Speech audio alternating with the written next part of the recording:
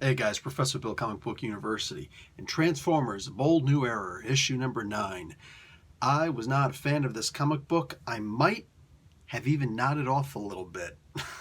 There are some good parts about this comic book, though, and I'm going to get to that, but man, I feel like this would have been a lot cooler if there was a free pack of cards with it. Okay, let's get into this book, man.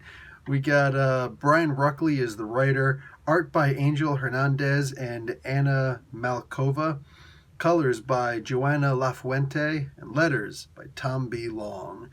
This is an IDW imprint in association with the license offered by Hasbro, and you could tell that Hasbro is all over this, man. So we're reminded that Chromia talks to Sideswipe and is like, okay, we're going to go out there, we're going to kick some butt, and we're going to get some bigger guns. And then later, like by later I mean 2 pages later, 3 pages later, Chromie and Sideswipe are talking, and they're still talking about getting bigger guns.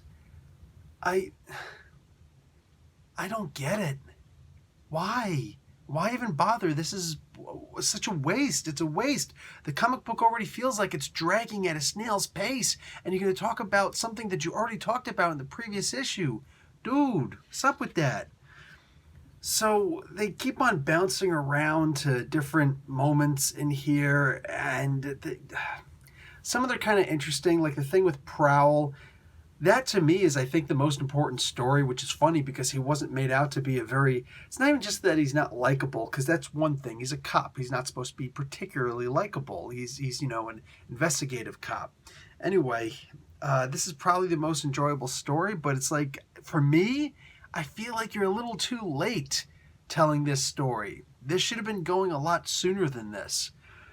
Flame War is getting slapped by somebody, and I don't know who he is. I don't even think they said his name in here. Like I said, there were parts that I was just practically nodding off for. It was so boring. But we just open with this dude talking to him, and then he turns around and just bam, slaps him in the face. And then the next person who's right there says, you do that and I'm going to rip off your arm and see how much of it I can shove through your eye socket. It's like a long sentence. Like, nobody makes a threat that long. If you do, you smack them across the face. What are you doing? And the guy just completely ignores it, and he just goes on to start talking again and blah, blah, blah, blah. But apparently Flame War is pretty tough because he takes on 2 Autobots at the same time and wastes them, and a third shows up, and that one's wasted too because gada-boom. And like, what is happening in this comic book, man? It's just taking too long to get to an actual story. And it really just shouldn't, man. I can't even praise the art in this particular issue because there are just moments where it just looks so boring. Scenes just cut from here to there, and scenes that shouldn't take so long do. It's like it's it almost feels like it's purposely made wrong. The one dude is standing over Chromia, and then Windblade comes up and whoa, right through him, and he just looks at it, oh no, but then turns around and just smacks her. It's like he's just smacking people left and right. He pistol whips her. But like, he's just smacking people left and right. Back. So let me get this straight. Windblade puts her energy sword right through this dude's chest, and all he does is smack her, and she's out for the count, and he's running off. I'm out, yo. I ain't wasting time, man. I'm out. And then blows the thing up, and just, dude, and that's a little bit more than halfway through the comic, man.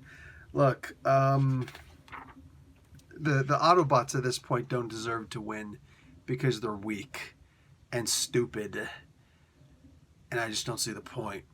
But like I said, there are some good points about this comic book I'm going to show you to you right now. With all the many covers that had come out, look at that cover.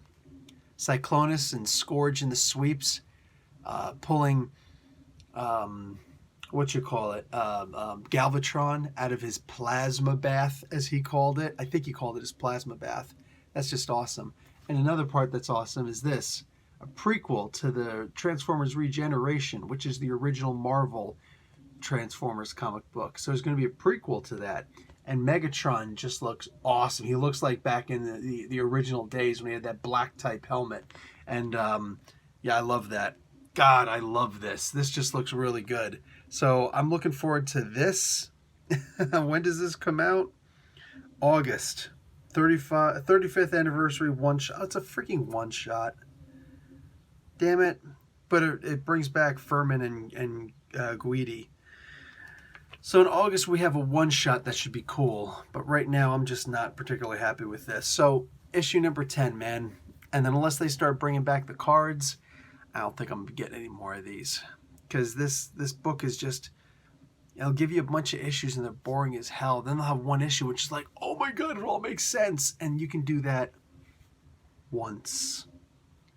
The whole series can't be like that. I'm going to prove it by leaving this comic book if it does. Anyway, I tried. So I'm just going to sit back and I'm going to play with my toys. And I'm going to make my own little adventure world because I feel like my toys could tell a better story. You know what I'm saying? Anyway, guys, I'm done. Professor Bill, Comic Book University. Class dismissed.